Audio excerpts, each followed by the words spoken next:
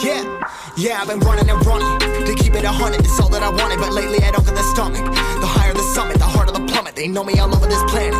I'm just a man and I can't understand it. Proud that I win and I did it myself. Probably wouldn't if I got the help. Hearing subliminals all on myself. Feel like I'm breaking, I'm falling to hell. Told me I'm sick and I tell her, oh well. Rather be dead than to know that I failed. Live for the chase, life is a race. I'm out of space, let me get on my face. I got a taste, well the whole play finna get laced if you step out of place. Like, first off, you don't run nothing. All talk and your team bluffing. My squad, we all dream crushing. We ain't rushing, no discussion. All I know is us made for this. Paid for this, yeah, slave for this. Getting down and I'ma get it right.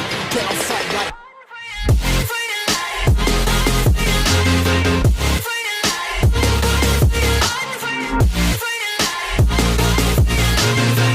down and I'ma get it right. Get on sight like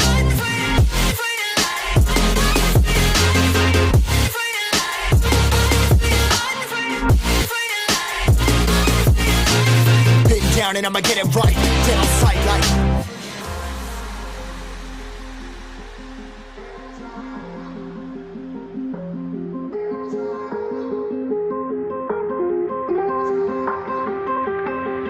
never really know when you're gonna go. Why you gotta put another foot in front of yours? Bury them toes, carry them close. I was never one to care about my mentos. I was like froze, now I'm on floor. Give me that smoke, but I can't get high. We do the most, here to inspire. Doing what I'm supposed, but I can't get tired. Run for your life every night. See in the dark, blind by the light. I got the spark, I got the pipes. All of my arts coming to life. Had to face my fears while I chased my peers, and I found my spot.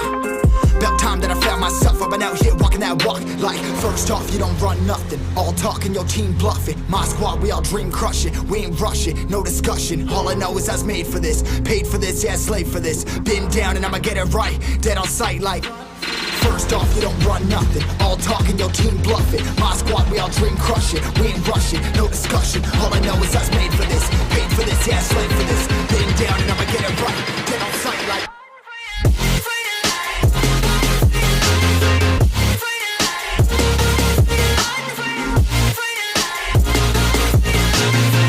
down and I'ma get it right. Dead on sight like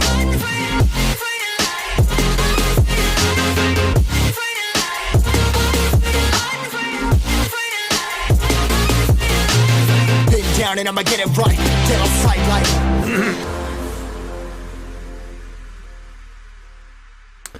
So the question is, are there actually more free or freer places in the world than the United States right now? I think you'd be hard-pressed to answer that no. At least in most categories, you could average it together and find places that were, on average, more free than most of the places in the United States. So then the next question becomes, why don't you move there? Well, then the next question becomes, well, I could, but, you know, that's a pain in the ass, and it might take a while to make that decision. And, you know, it's not that bad here yet, so maybe I'll put off thinking about that until later. Well, then the next question becomes, when it becomes necessary to go to one of those places, is that something that you will be able to do? Or is that going to require preparation and forethought and planning and, you know, getting ready? It's probably not something you'd be able to do last minute. Well, today's guest is going to get into that with us.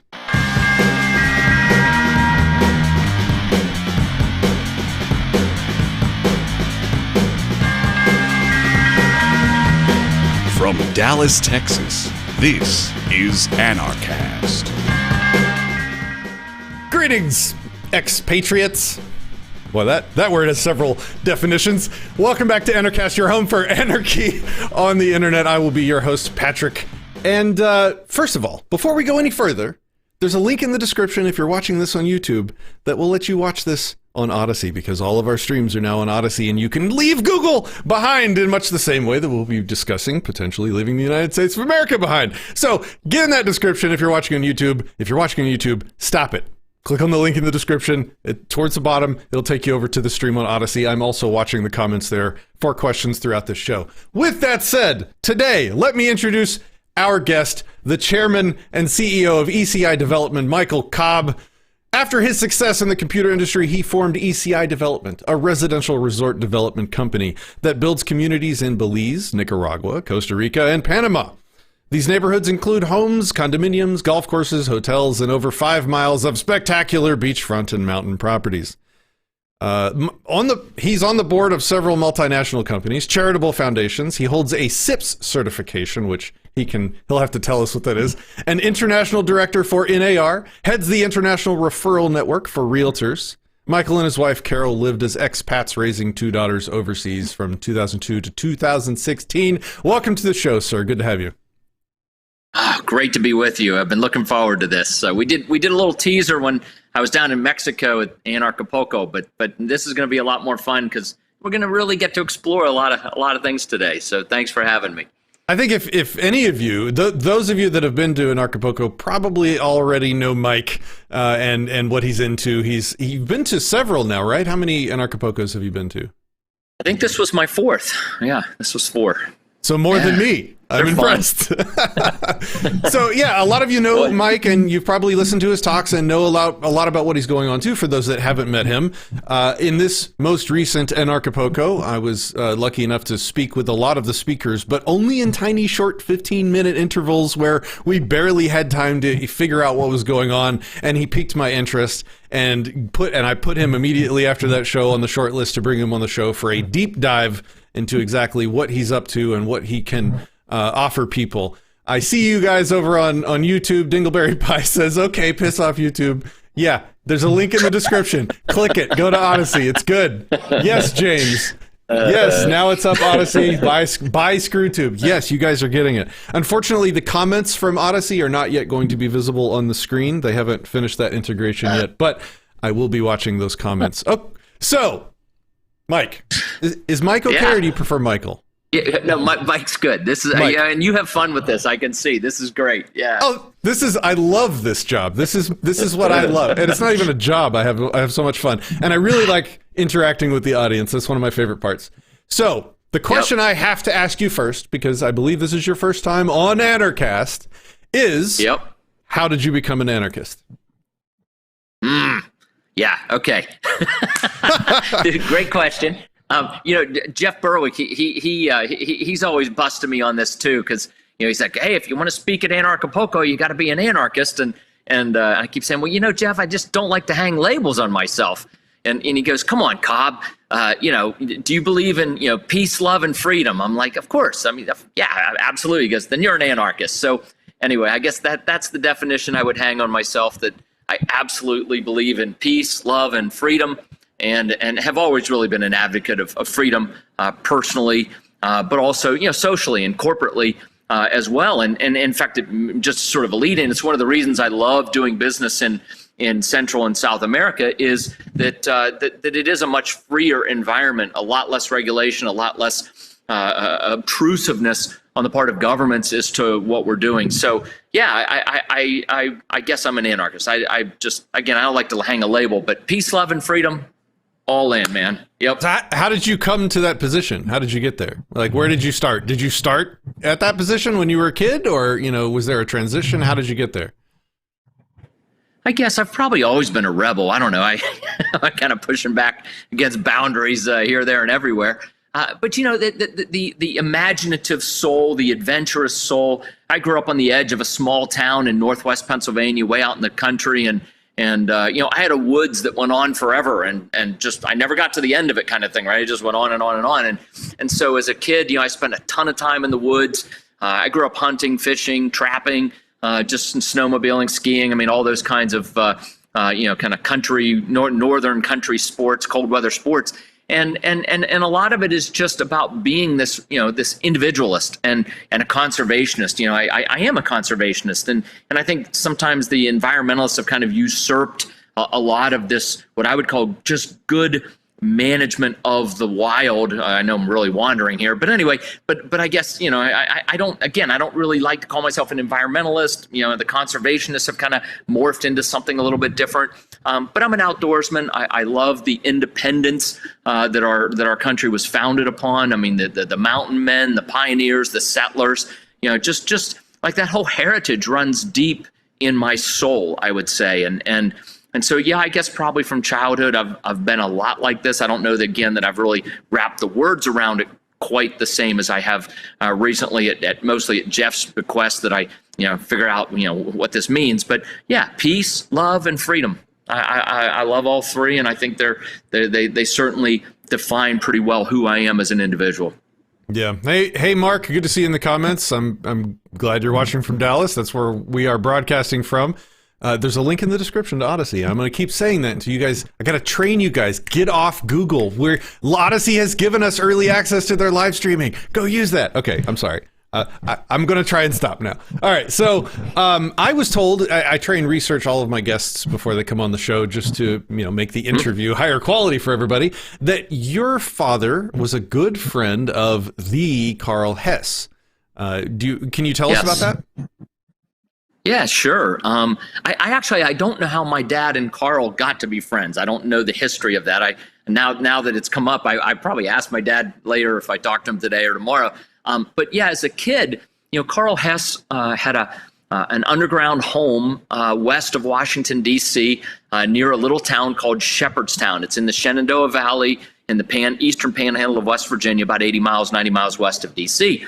And I grew up in Slippery Rock, or outside of Slippery Rock, Pennsylvania. So I don't know, once or twice a year, Dad and I would jump in the car and we'd go see Karl, and we'd just drive down there, and then they would talk political philosophy and welding, and just all kinds of crazy stuff. And I was young at the beginning, and then as I got older, I could kind of participate in some of the conversations. But really, really enjoyed getting to know Karl over the years, his wife, and then ended up actually. When I ended up getting out of college in 1986 and moved to the Washington, D.C. area, I lived in the Northern Virginia area for about 12 years, but then ended up moving to Shepherdstown, West Virginia. And I would say that I live in Shepherdstown largely as a result of, going with my dad to see Karl over those years. And funny story, like there was he wanted to eat in one of two restaurants. This is so Karl.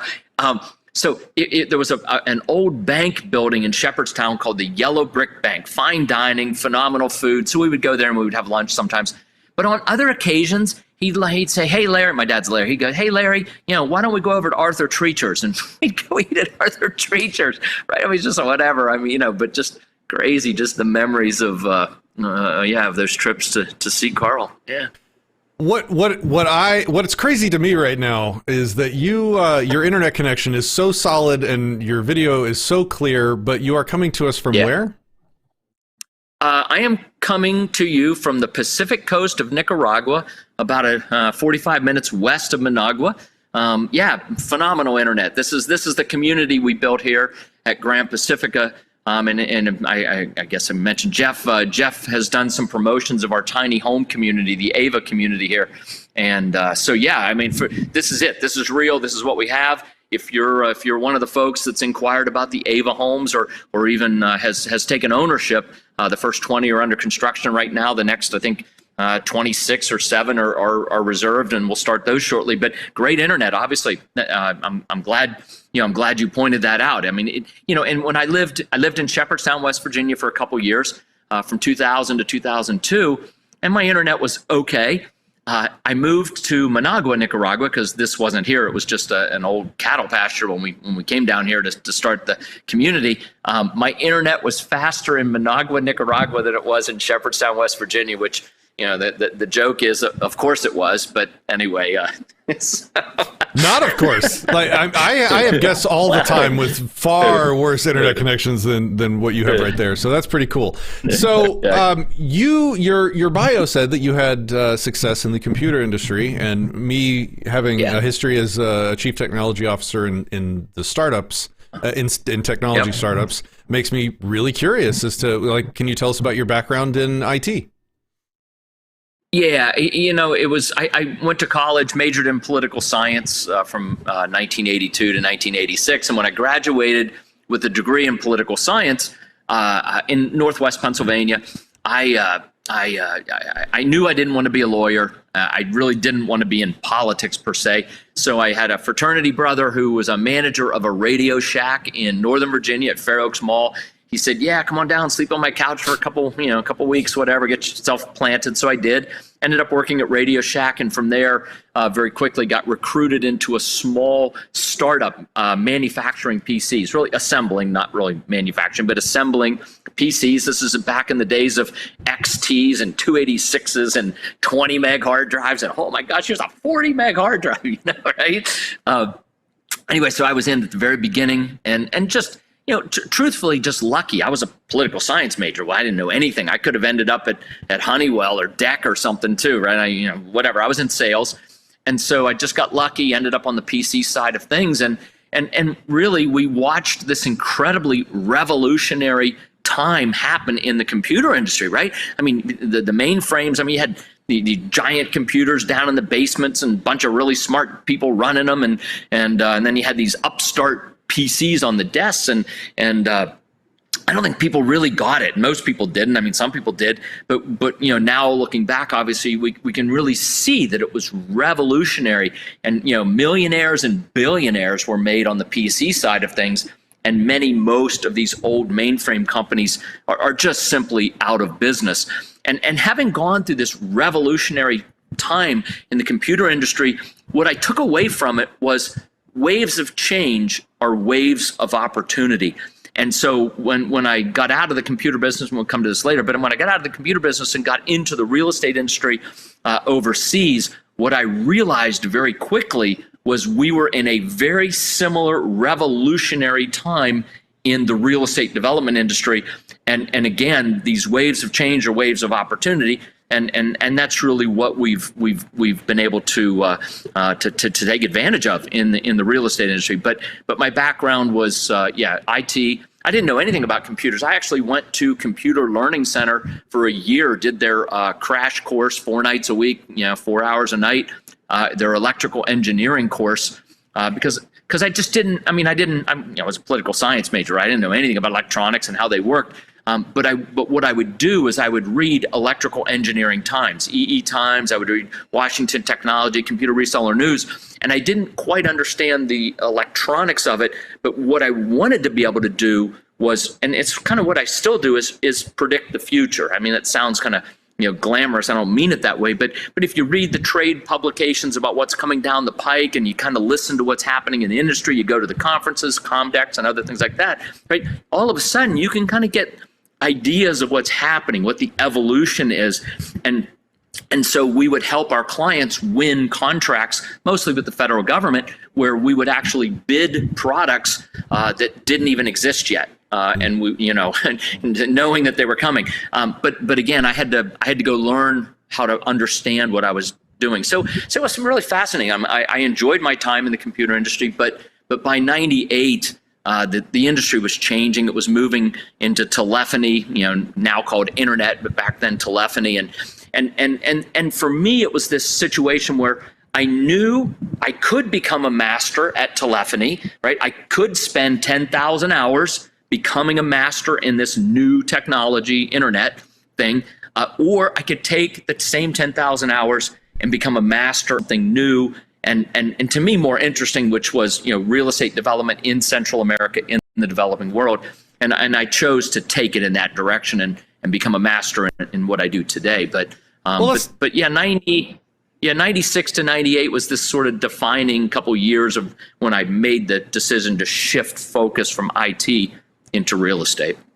Okay, so ECI is your company that you said you founded in 1996. What was the original sort of market need that you were trying to solve? What was the original impetus of the company, and what was the spark that gave you the idea to do that?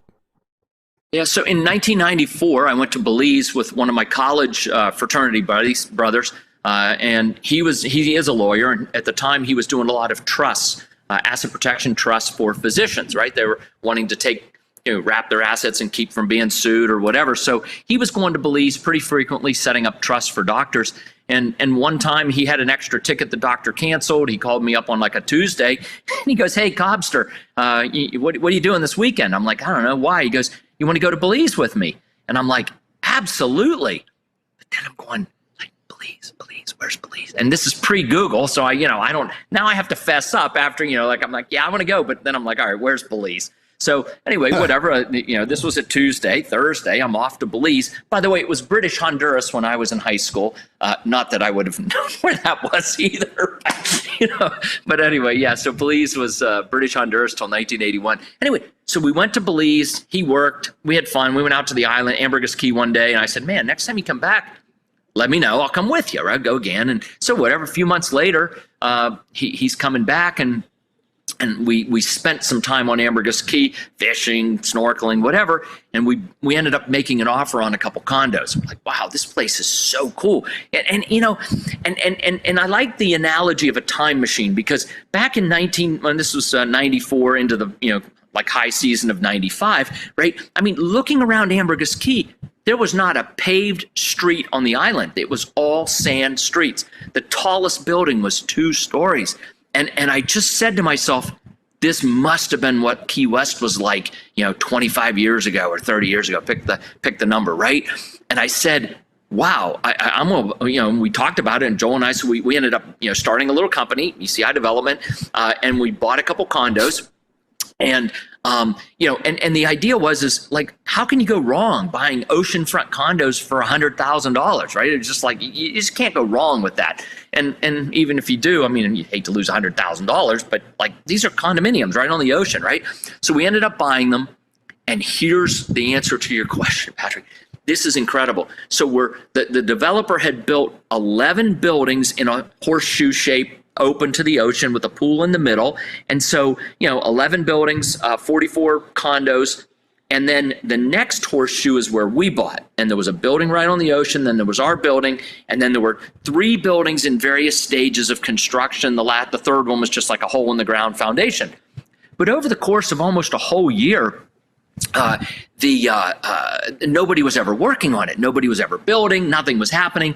And so we're laying by the pool one day, and Jim Jan, Muhammad, the developer, comes by, and, hey, Jim Jan, like, what's the deal, man? Why don't you finish these 3 condo buildings next to us? Because obviously that's your business. You sell the condos, you make money. And he says to us, he says, well, guys, the problem is most people from the U.S. and Canada who are his customers, most of my customers, need financing. And we're like, what do you mean? He goes, well, we actually paid full payment. We wired the full payment to him for the condos, but we were able to negotiate a really good discount. We got a 20% discount on the price because we were willing to make full payment up front, right? And so, he's telling us his woes where, most of his clients can come and put, $20,000, $30,000 down, but they need financing for, 80, 100,000, whatever the differential is. And the banks in the United States would not lend money on a condo in Belize as collateral, right? And the banks in Belize wouldn't lend to foreigners, right? So we're talking to him and we're saying, Jim, what's the interest rate? Tell us a little bit more about the paper. Interest rates were 10 to 12%. And Joel, my business partner, then just very good friend, he looks up at Jim and he goes, hey, Jim, would you sell us your paper for a 20% discount? And I'll never forget Jim's face. Jim just goes, yes. I mean, it was just, he just cocked his head. He goes, yes. And so we're just laying there and we're thinking, then Jim Jan leaves and we're starting to talk. We're like, hold on a second. So we can buy 10, 11, 12% paper for 80 cents on the dollar. Like, there's a lot of money in that, right? I mean, that's very profitable business. But it's also a need in the marketplace that's not being served. He needs the cash. He needs all the cash so he can keep building his buildings.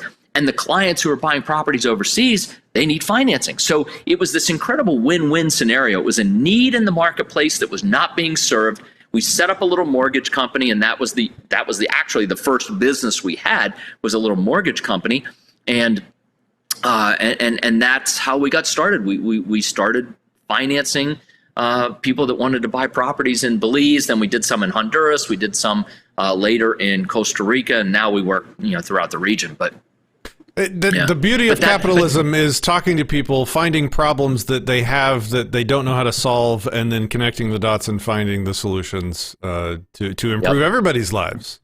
It's absolutely beautiful. So it is. And by the way, can I just give a full disclosure? Because the original mortgage company was spun out It's no longer part of ECI, and it actually became a bank, and it is a bank in Belize. And I'm on the board, I'm on the management committee, so just full disclosure on that. And we do provide financing to not just our projects, but in fact, very few to our project. We provide financing to many people looking for property in the region. But I always like to make sure people understand that that's not part of ECI. It is its own separate entity. It's a regulated bank in Belize at this point. So it's a different company altogether. So that's not ECI anymore. No, it's Key International Bank is the bank, right? So it sounded like none. I mean, I didn't hear any of that had anything to do with like providing people residency access to live in other countries or anything like that. Where did that come in, and what was the idea for that? Yeah. Okay. Well. Yeah. Right. So it was evolutionary in the sense. So again, my buddy's a lawyer. He's the money guy. He's the deal guy, the contracts, the titles, all that kind of stuff. My role was to go examine collateral, right? If a piece of property, go stomp it. If it's a house, go inspect it. A condominium, inspect it. And what I found very quickly was that, and we didn't finance the big dollar stuff because it's interesting. Wealthy people can usually write the check, right? If it's $1 million condo, the people looking at $1 million condos can usually write a check for $1 million, right? But if somebody's looking at $100,000, $150,000, $200,000 home or condo, usually they're the ones that need financing because they're middle class. And so I would be I'd be inspecting homes and condos. And I can remember this one condo. I didn't even think about it at the time. I wish I could go back and take a picture. I walk in the front door of this condominium, and it's nice. I mean, it's well constructed generally. It's got a view of the ocean, beautiful condo. There's one outlet on the living room wall. There are 2 outlet strips plugged in top and bottom. Into the outlet strip are plugged extension cords that run around to the side where there's another outlet strip and an extension cord on one more to bring it around to the third wall, right? And I just thought to myself, wait a minute, there's only one outlet in this whole living room. And then the other thing I would see frequently are countertops that were too high or too low, poor lighting in a kitchen. There were many cases where I would walk into a home or a condominium and the door handles to the different rooms would be at different heights. And I just, because again, in the US, we know there's a standard. The door handle goes at a certain height. The countertop is a certain height, the bathroom, kitchen, whatever, right? And I thought to myself, and I was talking to Joel, I'm like, man, like all of this stuff, except, a couple of costs, but generally we could fix this stuff for free. We could put all the door handles at the standard height. We could put the countertops at the standard height, right? So you can get your knees underneath if you have a bar stool. Outlets cost $10, $15 a piece once you wire them. But so for another $100, we could put like an outlet on every wall or 2 outlets on the longer walls. Whatever the standards are, right? And so for very little money, we could offer a product that met a North American standard for the same price. And that's actually how we got into the real estate development business. We just saw that we could give the North American consumer the product they wanted and expected for the same money. And that's how we got into it. And we started that business in 1998 is when we actually got into the real estate side with the first purchase of a small resort in Belize. So it was less about freedom at that point, and it was more just a good market need that you were solving, right? Correct. The freedom issue didn't really even come up until about maybe. Well, as a product. Let me say this: the freedom that going even all the way back to the people who were financing in 96, 97, 98, the consumers who were coming to the mortgage company to get financing.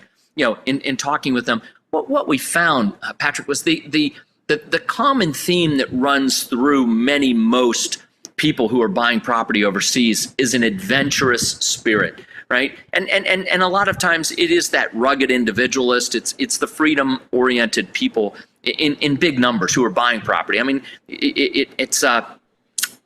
It's really interesting that this is the thread, and it's wonderful because what it does is it generally makes people expats. I'm just going to call them expats. Generally makes expats very interesting, fun people for us, you and I, and the people watching Anarchast as well, and the people that go to Anarchapulco. It makes it a fun group of people to be around because we share some very common values, some important fundamental values. Let me say that. Do we agree on everything? No, of course not. I mean, there's lots of issues and things that we wouldn't agree on. But at some fundamental level, there's a big overlap, and it's that adventurous spirit. It's this idea of freedom. So even though we didn't have a product specifically tailored for a freedom, decision point, we did offer products to people who care about freedom, who had an adventurous spirit. But the freedom-oriented, the what I would call the highest form of asset protection, like the protection of freedom, the protection of liberty, our personal liberty, didn't actually evolve until about 5 or 6 years ago. So that's a fairly recent addition to our product suite. But again, it was evolutionary. It wasn't something that we planned in 1999. I'll give you the there wasn't like a pivotal world-changing moment where you're like, oh, we need to change our or add this new thing to our product offering that is for people seeking more freedom. It was more just kind of a slow transition. You discovered the need, or what happened in the world, or what caused that pivot or that addition? It actually was pivotal, but the preparation was evolutionary. So in 1999, Joel and myself and 4 other guys, we got together. We bought a 100-acre farm, cattle pasture in Panama, and we planted 100 acres of teak trees. And really what we said to ourselves was, you know what? We're going to plant 100 acres of teak, and in 25 years, that's the harvest cycle. It takes 25 years to grow your teak big. You cut them down, you make a lot of money, you plant them again, and 25 more years, you harvest again, and maybe that's for the kids or the grandkids, right? So we planted 100 acres of teak for a 25-year cash flow cycle investment. And I guess our trees were maybe, I don't know, they're 20, coming up on 22 years old now. So maybe the trees, this was 6-7 years ago. If I can do the math, what's that, 15? Our trees were 14, 15 years old, I don't know, something like that. Anyway, someone came to us because the government of Panama opened up what they call the Special Nations Visa. And the Special Nations Visa in Panama is Panama was brilliant. Let me just give Panama kudos for being brilliant at understanding that they could create a residency product that was very easy to get, simple to get, but even better, the easiest to maintain in the whole world. You only have to visit Panama 1 day every 2 years to maintain your residency in Panama, right? So they created this program. They said, all right, you make an investment in Panama of at least $10,000. You fill out the government paperwork. You get your background checks. You get a medical check, blah, blah, blah, blah, blah. You come to Panama a couple times, and we'll give you basically a green card, a permanent residency in Panama, right? So this was what they did. And they didn't do it for the freedom reason. They did it because they're a country of 3.5 million people, and their economy is booming. They got the canal, they got banking, they got industry, they got services, they got logistics. They're becoming a huge logistical center for the Americas, right? So they need talent, and they understood that they couldn't grow it inside the country. They'd done everything they could to grow their own homegrown talent. They needed foreigners, they needed outsiders to come and bring expertise and skill sets and knowledge to help them continue to grow their economy. That's why they passed this Special Nations Visa. This was the little miniature mind-blowing moment I had when I had my short little 15-minute interview with you during Anarchapulco. Was you made the point that, because governments have territorial monopolies on who is able to exist inside their borders, it becomes a product that they can profit off of. And you made the point where Absolutely. Having the ability or the right to exist inside of the United States borders is still just as for sale as a product as a place like Nicaragua or another place like that. It's way more expensive to sort of buy your way into the United States than it is to buy your way into these other countries in that way to sort of appease the mob, the local cartel in that area to let you exist there, right? Right. So if you got $1 million, you can become a U.S. green card holder. Is that what it takes? You invest $1 million in a business and create, I think, 10 jobs or something like that. Yeah, pretty much anyone in the world. I mean, no terrorists or anything like that. But I mean, Chinese, Indians, I mean, whoever, Mexicans, whatever. It doesn't matter. You got $1 million. You want to become a U.S. green card resident, invest $1 million, create 10 jobs, you will get a green card and you can become a resident. Yeah, Panama just it's said, literally like explicitly stated that it's $1 million and some jobs. Yes, that's exactly right. It's a formal program called the EB-5. EB-5 is the program. So and yeah, right. So you can buy a residency in the United States. Okay, it's just Panama said $1 million is a little much for most people. Let's make ours 10 grand. Yeah. Okay. Yeah. I got it. So the next logical question for those that don't understand this stuff, like myself, would be, what is a residency, and how does that benefit me? Why would I want a residency somewhere else? Yeah. So you ask about, was it pivotal? And the answer was yes. So we had this teak plantation that was now 13, 14, 15 years old. Someone came to us and said, hey, I've got a few clients who are looking to get a residency in Panama. They didn't like what was happening in the U.S. politically. They said, can we buy a $10,000 piece of your teak plantation? Like, you can make any investment. You could buy a $100,000 condo, right? But it's hard to invest $10,000.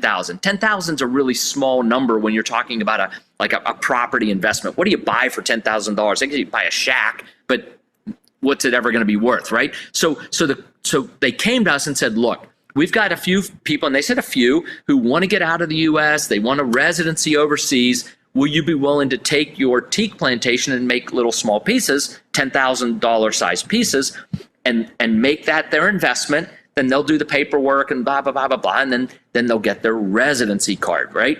And we said yes. But the fact that we already had planted this teak plantation, 13, 14 years earlier, right, was the reason we had this product. So again, it was luck, right? But it was evolutionary. I mean, we just did it and we had it. But here's the answer to your question. Why does somebody want a second residency? And the U.S. and Canadian citizens are lulled into a false sense of security, because I hear this. I speak at, I used to, pre-COVID lockdowns and that kind of stuff. I mean, I used to speak at 30, 40 conferences a year. Some of them were 30, 40 people, some like Anarchist, 1,000 last year. And, so big conferences, little conferences, but literally talking to thousands of people every year. And I would hear this statement, and the statement is this, and it's not true, but it's this false sense of security. Can I swear? Can I say shit? I don't know. Anyway, I don't know. Anyway. Yes. Yes. Yes. Thank you. So if shit hits the fan. And now, just for the record, everyone, you can say whatever you want that might get us banned on YouTube, because we have Odysee now. We have Odysee now. If you're not watching on Odysee, go watch on Odysee. Okay, sorry. Go ahead. Beautiful. So these people, people would just commonly say, well, if shit hits the fan, I'm just going to leave. I'm just going to get in an airplane. I'm going to leave. And that part of the statement is actually true. As a U.S. and Canadian citizen, you can get on an airplane. You can fly to 100 countries around the world. You walk up to the immigration desk, you hand them the passport, and they stamp it and say, welcome to, I don't know, I'm in Nicaragua. Welcome to Nicaragua. Welcome to Belize. Welcome to Panama. Welcome to wherever, right? You can get in, you can leave the U.S., and you can enter another country, 100 of them. No fuss, no muss.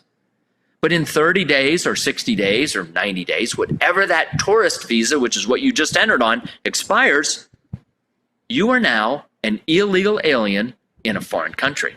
Now, you can't stay. Yes, you can leave the U.S. Yes, you can enter another country if shit hits the fan. But you can't stay legally.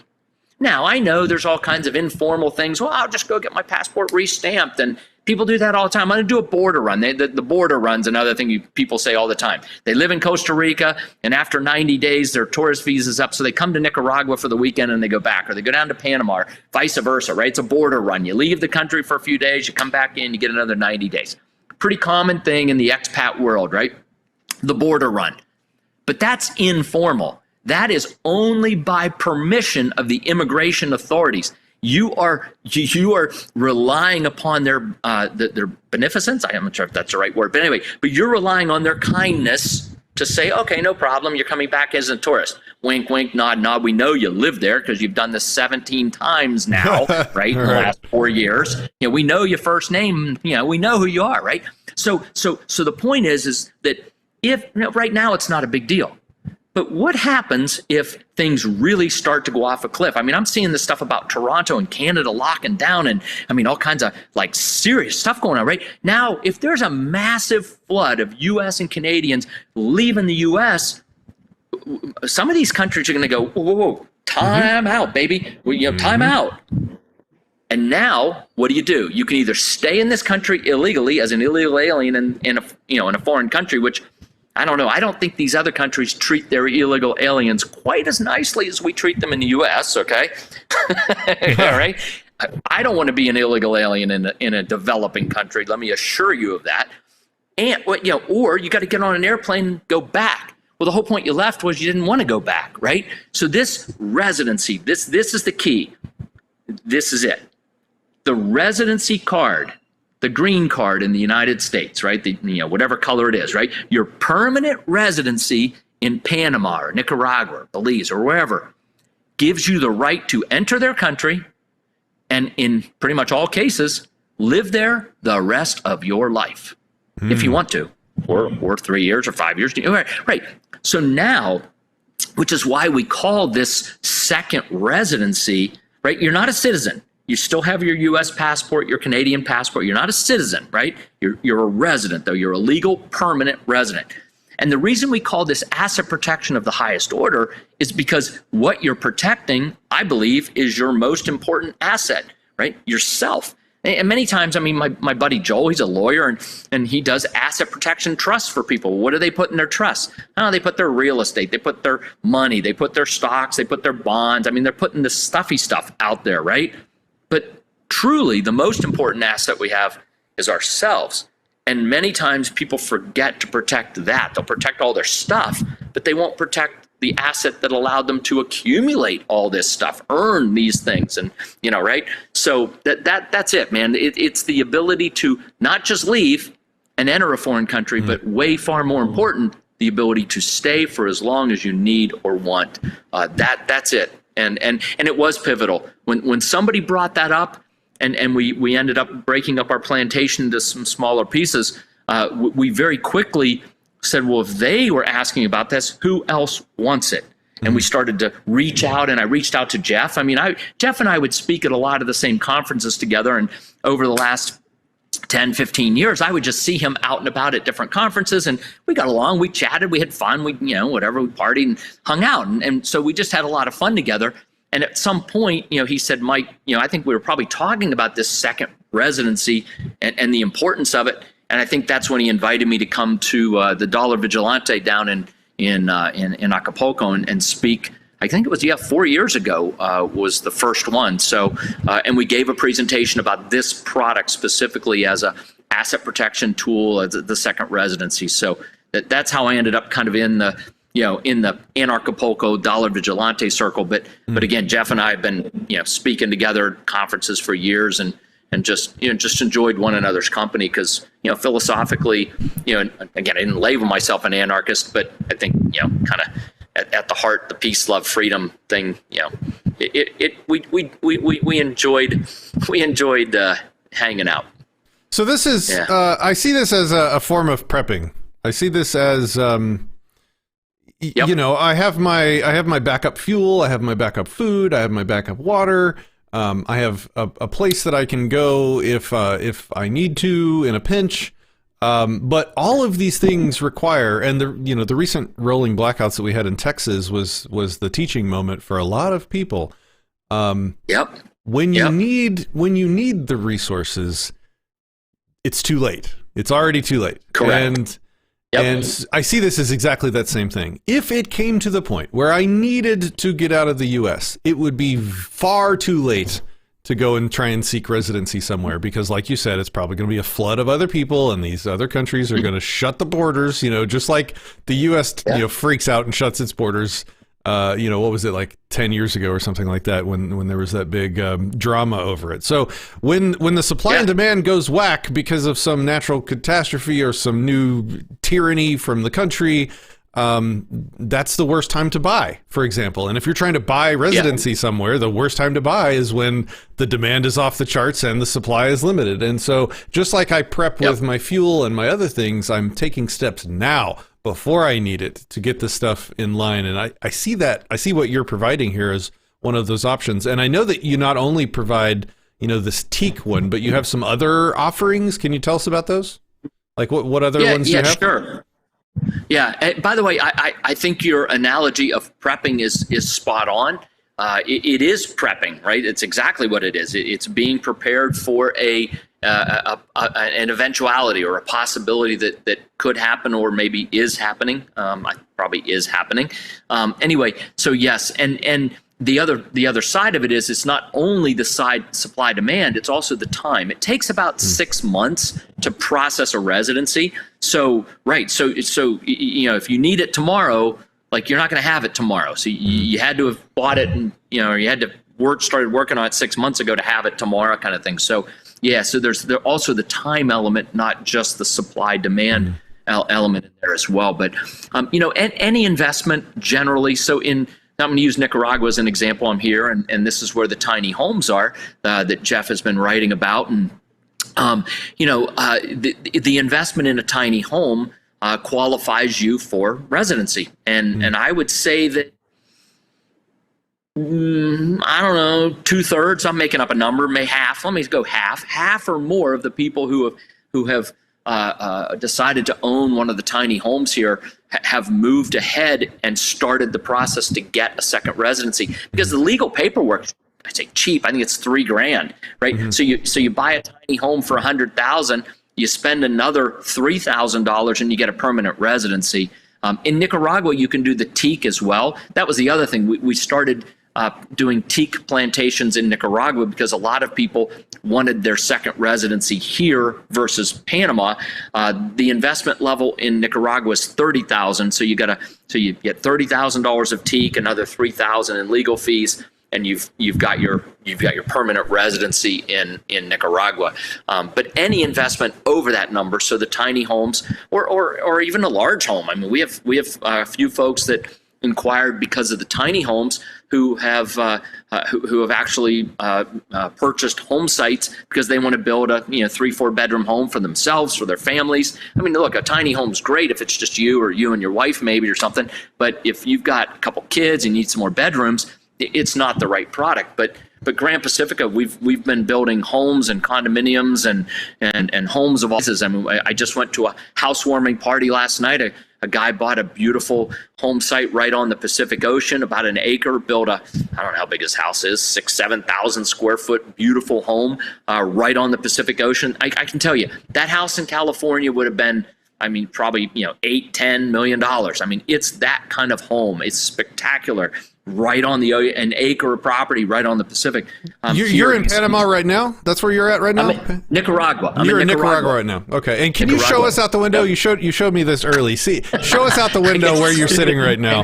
And while you're showing us that, I want to let people know, last call for questions. If you have questions about what Mike here is doing and what he offers and how he can help you, type question in all capitals in the comments and then follow that with your question. You can see he's on a beach. That's the ocean right out there.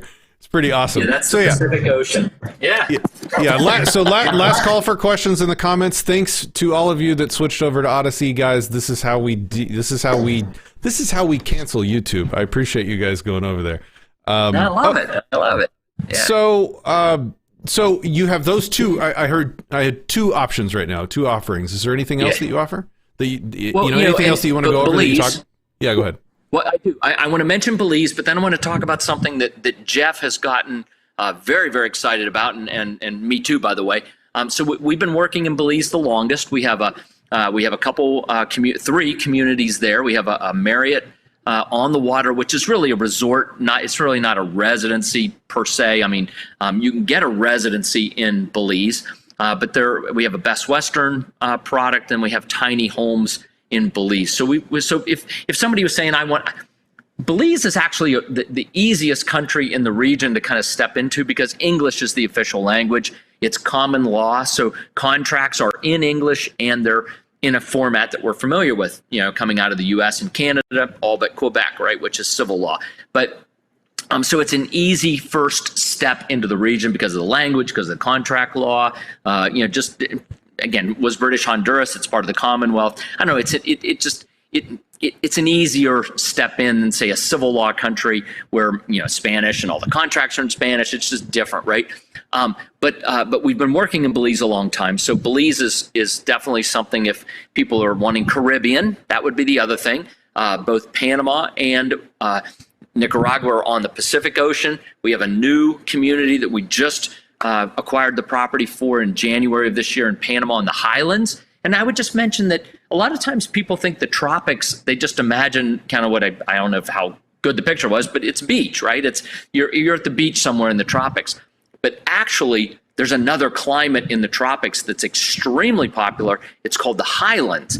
It's elevations of 3,000 to 5,000 feet above sea level where they grow coffee, and it's springtime all the time. Temperature at night is 65 to 70 maybe. Daytime temperatures 80 to 85 degrees. And so literally you don't need air conditioning. You don't need heat. It's always a nice temperature of springtime all the time. So we just acquired a property in the highlands of Panama near Boquete. And that one, we've done some introductory reservations on it. We'll start construction in Q3 of this year on the first homes there. So that's out there. Belize obviously is Caribbean, which is, again, a very different tropical experience than the Pacific. Pacific's big waves and surfing. By the way, phenomenal surf breaks. If anyone listening as a surfer, we've got the Meat Grinder. Look it up. The Meat Grinder, one of the top 10 surf breaks in Latin America or in Central America. Kelly Slater's done some video here. It's a world-class surf break. But the other thing that Jeff has gotten very excited about, in fact, he and I spent 3-4 days together in Mexico prior to Acapulco, looking at properties around Puerto Vallarta for a Mexico agro-resilient community. And this really takes this concept of prepping one step further, right? Because now all of a sudden, obviously you want to have your food stocks, you want to have all these things. But if you can actually be in a community where you grow your own food, you're off the grid. You're already off the grid. You've got your solar installations. You've got your wind and solar pumps. You've got the animals. You've got the gardens, the farming, the orchards. And you've got all of this set up in such a way that it provides this resiliency to the community. That's powerful. That's really, really powerful.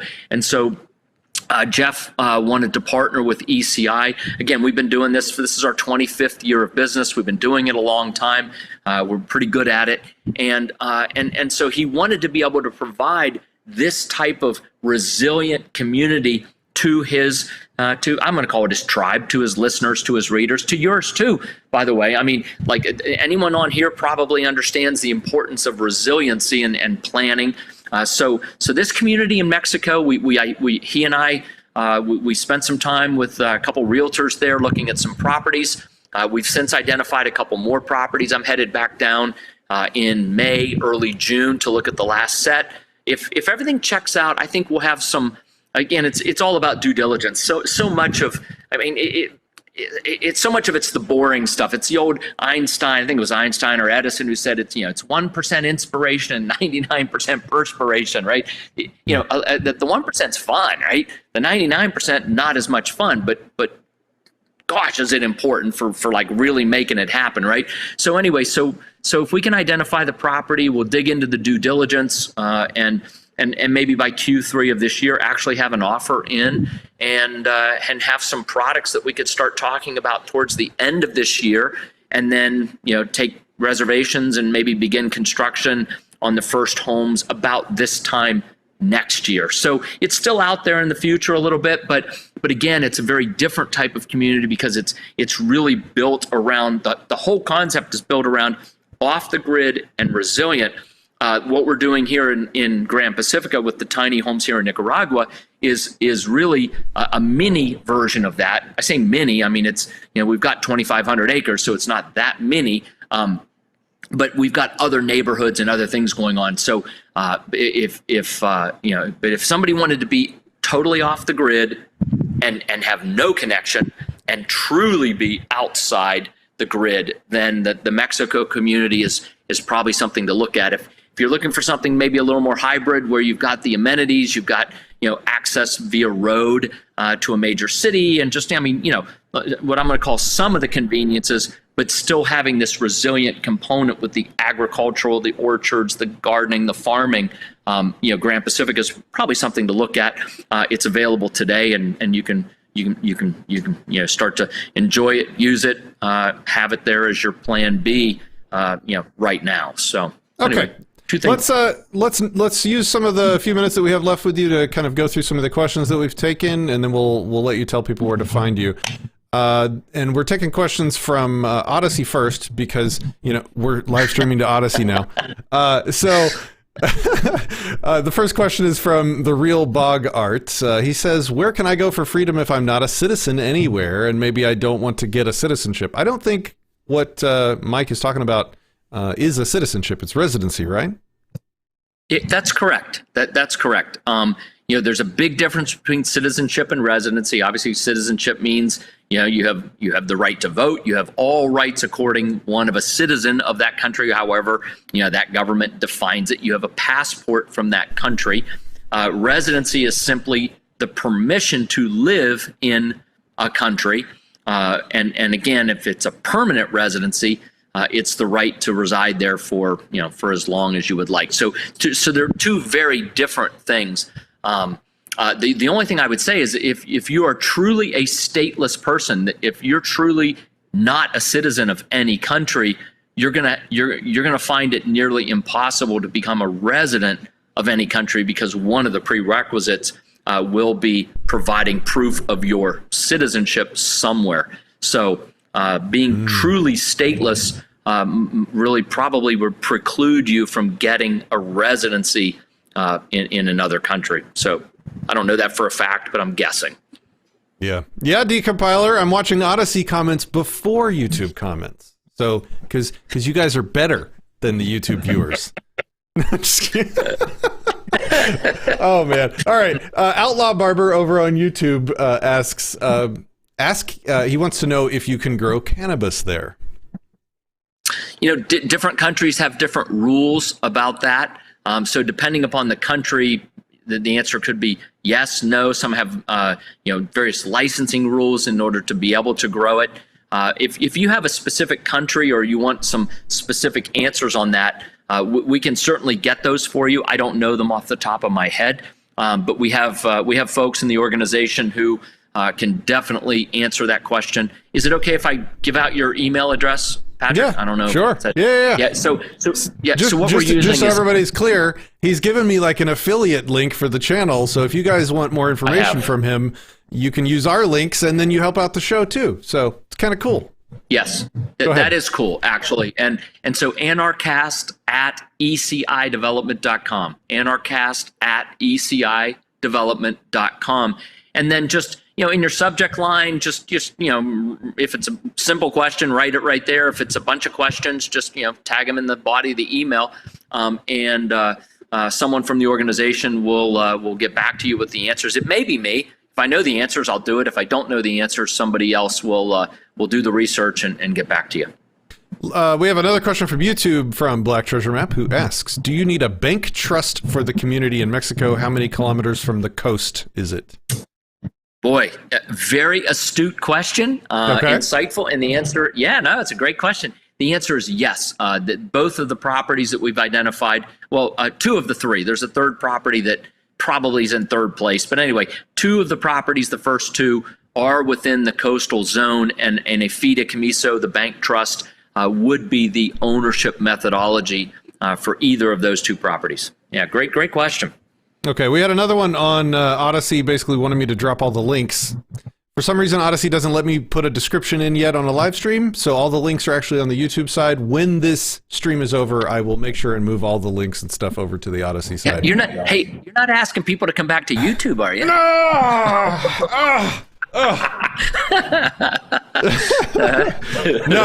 No, just wait. Wait on the Odysee side. We'll get the links. We'll get the links over there right after the show.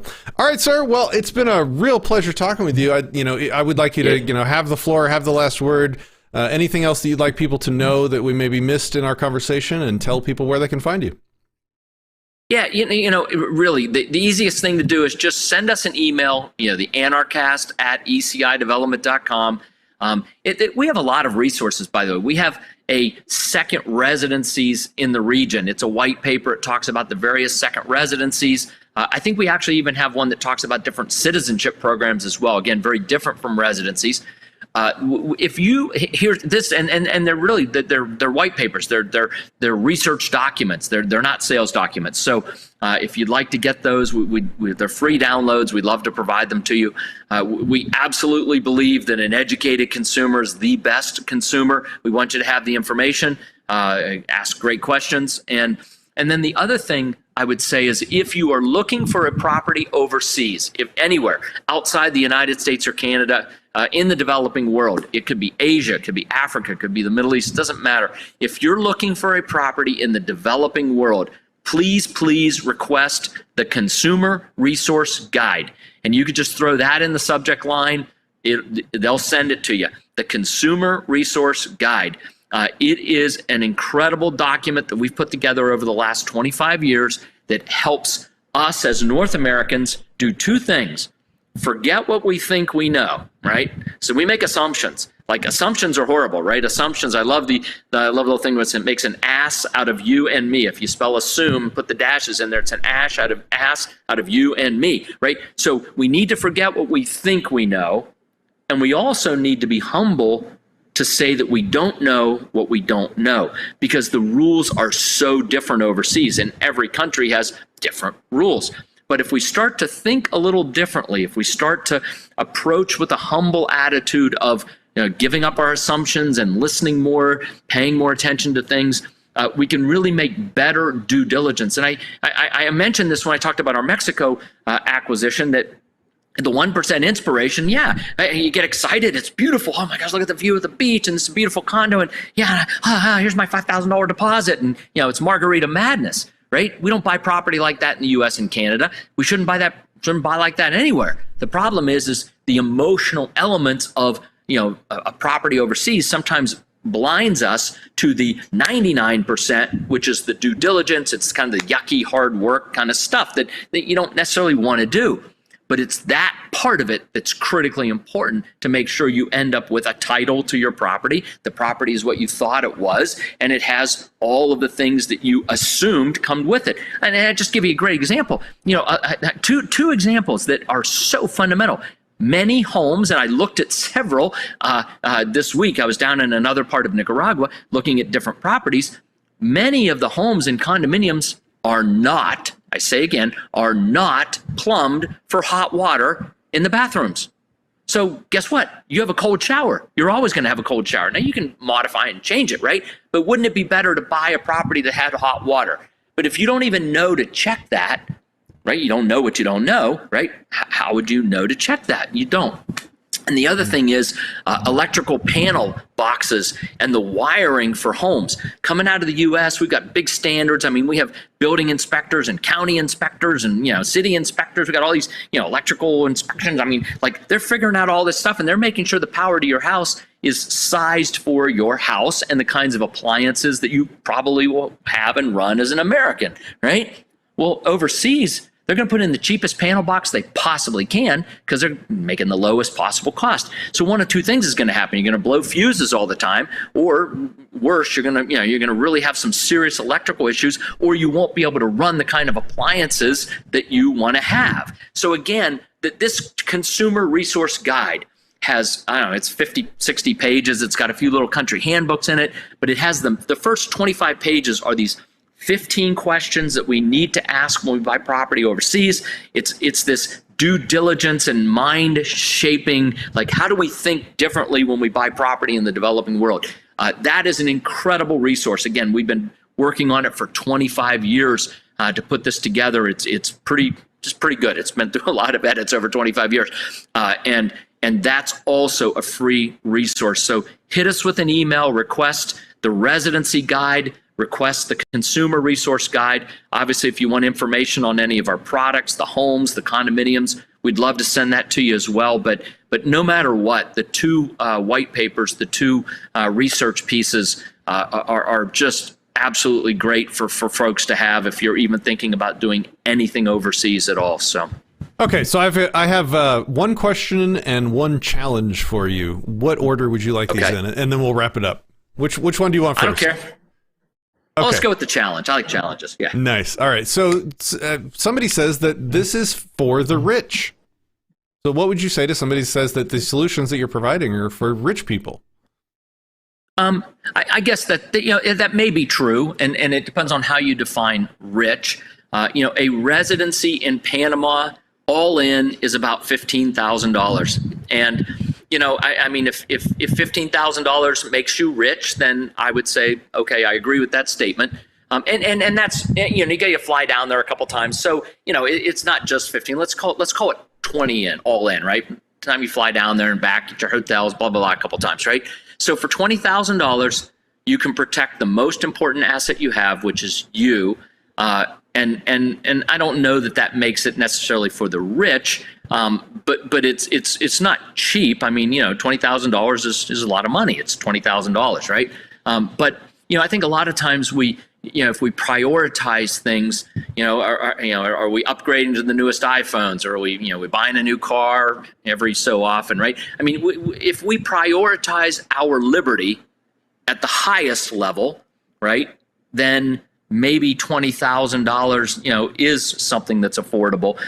If it's not, then it's not. I mean, whatever that reality is whatever that reality is. So I don't know. I guess it just sort of depends on where you would see $20,000, in terms of rich or not rich. Obviously, if you're if you're buying a home overseas, $100,000, for a home, in an ocean or in a mountain resort community, isn't particularly expensive as comparables go.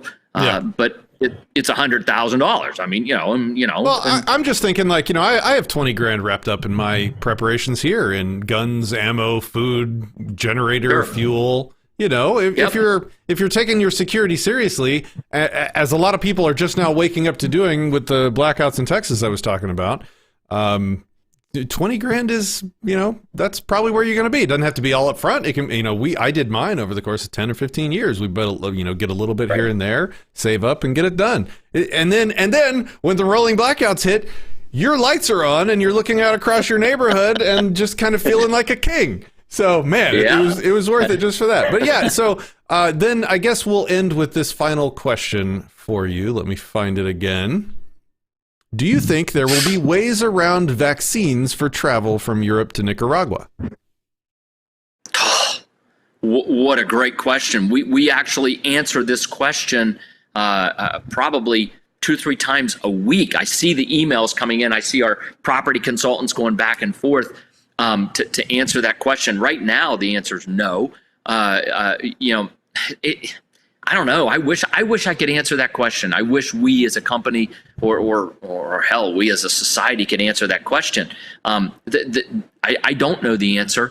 I'm feeling a little pessimistic. Usually I'm a pretty optimistic guy, but if I just, if we all kind of look at the trend lines, if I look at those trend lines, I don't like that directionality of it. So I don't know. I don't know. Okay. All right. Fair enough. Sorry. Well, sir, I have really enjoyed our conversation. I think you've been very informative. Likewise. I hope people have enjoyed our chat, and let us know in the comments if you have. Hit that fire button over on Odysee. I don't care what you do on YouTube because it's a dead platform. But anything else you'd like to say before we go? No, there's just thanks for having me. Keep up the good work. I know you're getting the message out, and you do it consistently and very well, and thank you for that. Really, thank you. Yep. Excellent. All right, guys, thanks for watching, and we have a lot of guests lined up coming up next. We're going to talk to the philosopher. We're going to talk to what's that guy that does all the war stuff? Oh my God, I'm terrible. We have a lot of cool guests coming up. Let's just say that, okay? So until next time, everyone, peace, love, and anarchy.